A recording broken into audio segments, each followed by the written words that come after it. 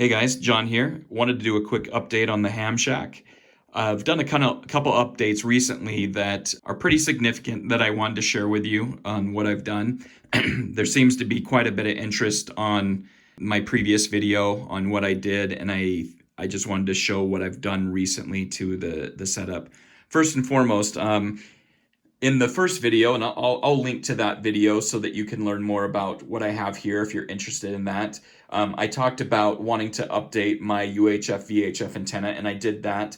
I had a Diamond X30 before, and I was able to update that to a tram. I believe it's a 1480, but if that's incorrect, I'll put the right model number up on the screen here. But it gave me a lot more gain on the UHF VHF side and helping out there. The other thing that I did was I added a 20 meter antenna in addition to the 40-80 and 15 meter antenna that I had before.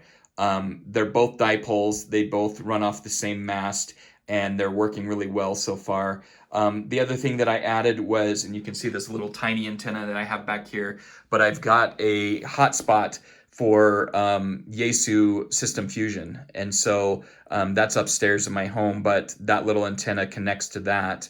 And so I can use this 991 for the purpose of connecting to that hotspot and be able to communicate with that. Not really that great in an off-grid or grid down situation, but it's fun to have that access anyways.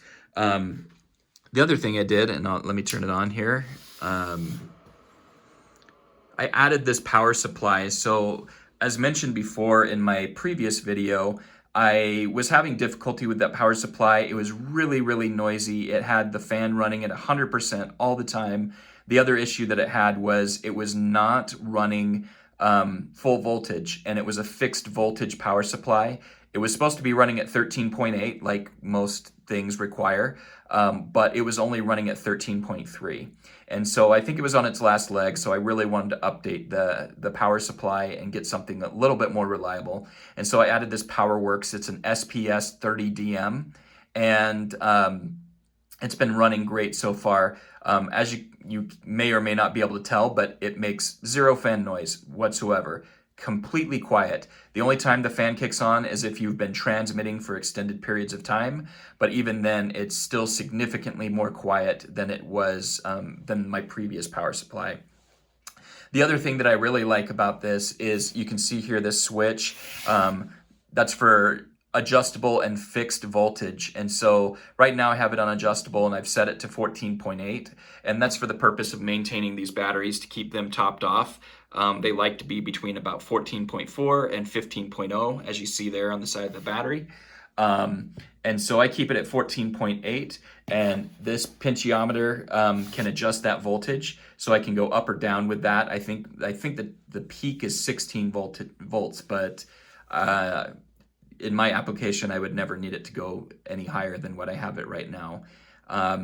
So that was a major thing that I added that I was really happy about. But the other thing I added makes this a little bit less important than what it would have been before, is I added a solar array. And so that's my solar charge controller.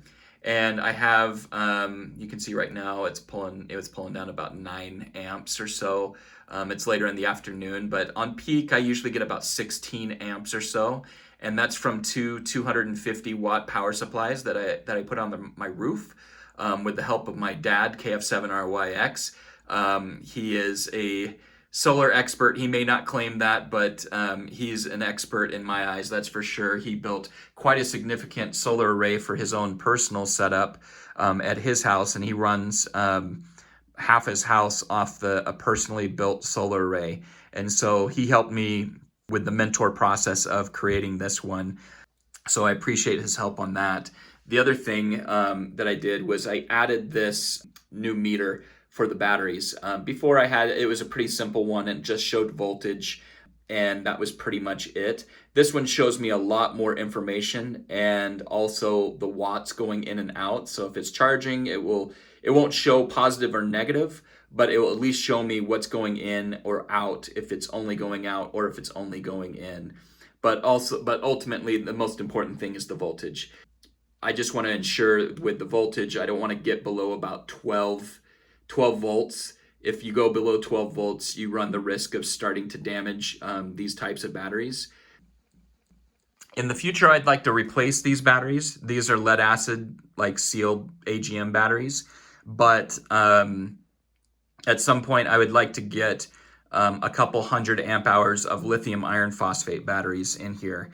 That would be the goal, but you know, all it takes is money, I guess. They're a little bit more expensive than I care to shell out right now, but at some point I'd like to get there. But yeah, that's pretty much it. And like I said before, if there's other things, other components that you see here that I didn't mention in this video, I go over all of those in a previous video that I'll link below. Thanks so much for your time. Talk to you later.